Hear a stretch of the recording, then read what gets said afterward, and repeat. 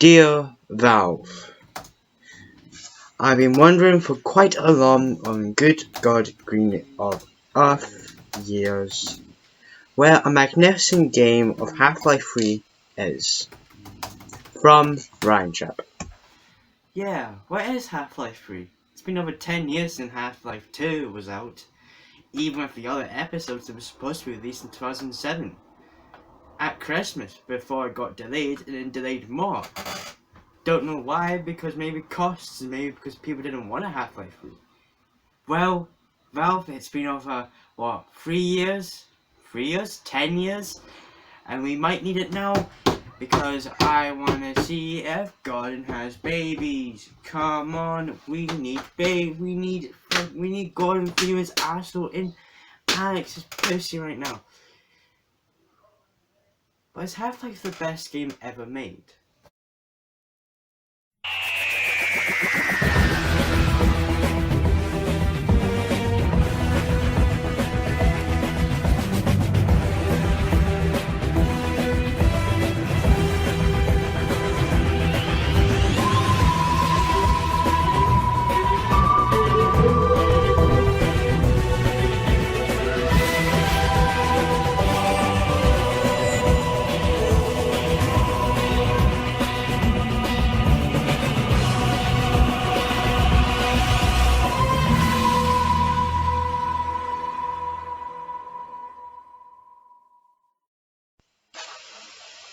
Oh, apparently Half-Life 3 is confirmed.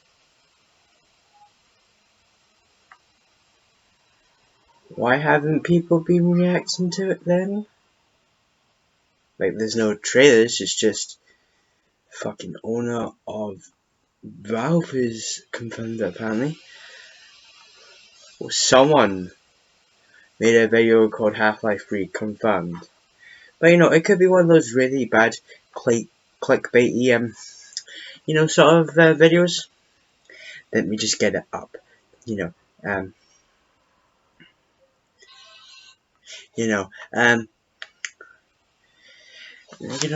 just that, I think that, look at that. Look at the thumbnail. Look at the not the thumbnail. Look at the title, come on. Look at the goddamn title. What does that say? Come on, Half-Life 3 is confirmed. And no one's been reacting to it. I digress. Something I'm going to be mentioning about a lot of these is you play as the main protagonist. It could be Shepard, it could be Barney, and it's mostly going to be Gordon. The main plot, the main feature of the Half-Life series is you are the protagonist. You can make them whatever you want them to be. Barney could be a shy asshole, but you really can't do that because he's in Half-Life 2. You can make Gordon into a heroic asshole who doesn't like anybody. Hell, have you never seen Freeman's Mind? A beautiful show that is basically a guy talking to himself pretending to be Gordon Freeman. And then Shepard. Shepard is maybe one of the weakest protagonists of this game because he is apparently killed at the end, but then Hunt Down the Freeman proved that wrong, so yeah. But we don't talk about Hunt Down the Freeman because no one counts as a Half-Life game. No one in their sane mind would count Hunt Down the Freeman as a Half-Life game. Good morning and welcome to the Black Mesa Transit System.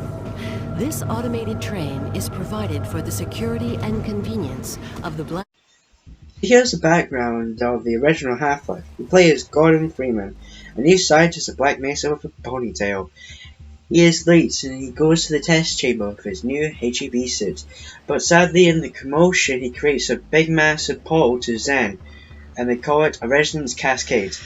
So as you wake up in the test chamber, you go through and killing all the monsters and all that, until you end up near the end. We have to go for a portal to Zen to close it, basically, to kill the big massive main monster.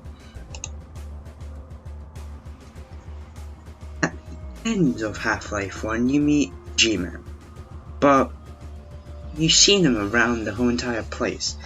He's been there since the start. He's been talking to scientists and he's been watching you. And at the end he puts you in a cryostasis chamber, or in cryostasis, until the next Half-Life game. Blue Shift. You play as Barney Calhoun, a normal guard at Black Mesa. This is set before and after the Resistance Cascade, and the only intention Barney has is to get the fuck out of there before anything else happens to him and his friends. So you basically do the same as Gordon, you shoot and kill monsters, but instead of meeting the G-Man at the end, you just help scientists and other people out, and then you're safe. Now for opponent forces, the last one in the classic and most remembered Half-Life series. You play as Adrian Shepard, a normal army soldier. His helicopter gets destroyed by a missile, and then he does what Barney and Gordon does. Kill aliens, what to do? There's nothing really much differences between these, except that the protagonists are different. The arm textures might be a little bit different, and there might be some new dialogue bits. But apart from that, there's really not much. This is why Opponent Forces might be not as good as the other two, because it's really a bit pointless. Yeah, you get to play as a soldier from the other side, seeing how the other side of this sort of war is heading, but it's just a bit too the graphics that bad for the 90s. Yes, a 90s game. You know, it's actually quite good. Yeah, it doesn't seem good these days, but I still admire it. It's like Toy Story. Everyone doesn't like how it looks today with Toy Story 4 and all that, but I think it's still beautiful as it was in 1995. You know, Half-Life's a bit less Toy Story and a bit more Shrek. Yeah, to be honest, Shrek does not look clean. It just looks like one of those really bad. Well, the graphics are not that bad. It just doesn't look as good as these days. It doesn't look as good as Half-Life 2, to be honest. But I don't care about the graphics. I care about the gameplay or the story.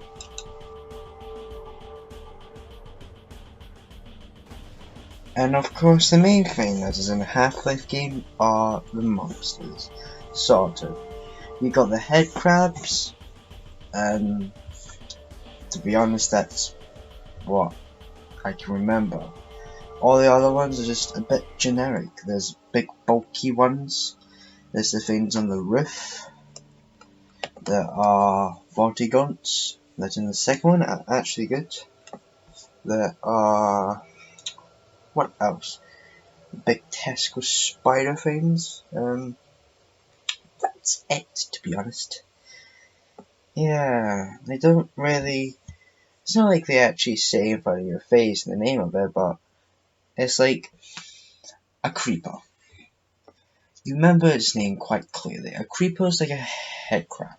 Remember the head crab and the creeper's name quite often. It's like it's on the top of your head all the time.